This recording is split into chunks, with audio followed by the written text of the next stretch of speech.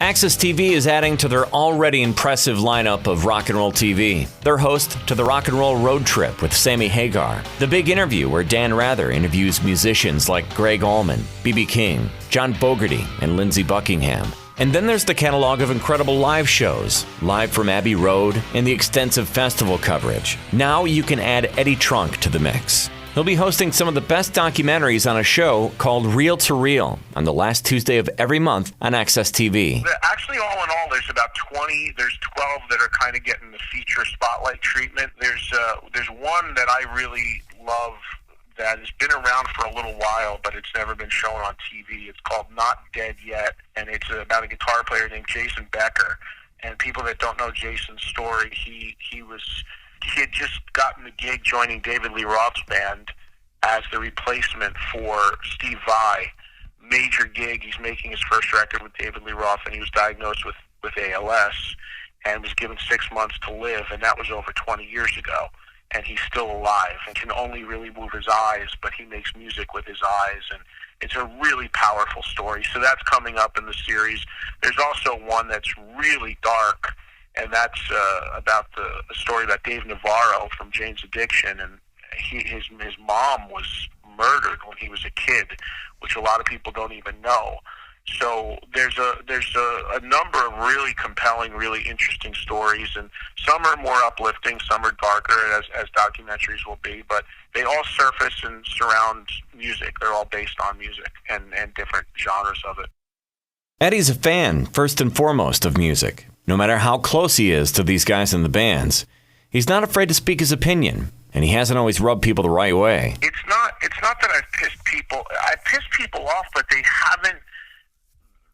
The biggest obstacle, without a doubt, in this area is social media and the internet, because 99% of the time, if someone was upset about something I may have said, they actually didn't even understand what I really said. They didn't even really hear it themselves. It's totally been taken out of context or blown up in unbelievable proportion through super fans on the internet who just want to get in that artist's good graces, or are so hypersensitive that if you just say one thing that's not in line with the company line, you're the outcast and you're the problem. So I deal with that all the time. And hopefully, my hope is that if an artist thinks that I said something that they're not happy about, that they at least, most of them know how to get in touch with me and say, hey, what's going on? What did you really say?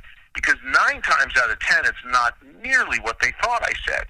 And yeah, sometimes I was critical of something. Sometimes I did say I didn't like something. But the biggest problem I have is that you just get these 2 or 3 fans that just get online, or whether it's Twitter or Facebook or whatever, and they just blow something radically out of proportion because they feel that it's going to ingratiate them more to these artists. And that's the biggest obstacle I have to deal with. Eddie Trunk always has an opinion. And one of the biggest debates right now is the Axl Rose AC/DC debate. Well, I went to the first show with the first Guns N' Roses show. I thought that at that show, I saw Axl after the show, and it was about a week before it was announced he was going to do AC/DC, but the rumor had been out there. And I didn't believe it. I didn't think that the rumor was true. And then at that show, when I saw him after Guns played, he kind of said to me, yeah, it's true. He said, and I am doing it. I was like, really? And he said, yeah, and we talked about it a little bit. But I think that it's a smart move for AC/DC because they had to do something big. Now, what really happened with Brian Johnson, I think that story is still yet to come out, and that's a whole other conversation. But as far as Axl's involvement in doing this with AC/DC, I think that it is something that AC/DC had to do because they needed a major name person to keep those tickets sold. There were a lot of people that are yelling out, hey, get this guy, get that guy. No.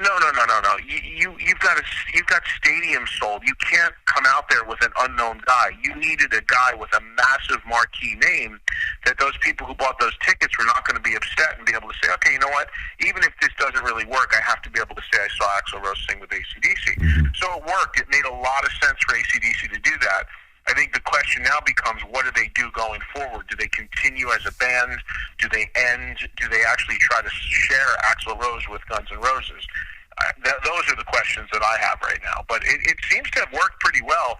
And Axl vocally with Guns N' Roses and with AC/DC, I think it's been better than he's been in years. I mean, his voice, people are really... It was the most incredible thing for me after seeing that first Guns N' Roses show. It's like his voice was really there. And part of it could also be that he's not moving as much because he's got a bad leg. So maybe he's not getting as winded, and moving a little slower and keeping his wind better. But I think his voice has been really, really strong with both bands in these recent shows. Look for Eddie Trunk to do a live version of that metal show at Rock on the Range this summer, as we hold our breath for it to be picked up for a new season somewhere, anywhere. In the meantime, set your DVRs for Reel to Reel on Access TV, available in the Quad Cities on DirecTV Channel 340 and Dish Channel 167.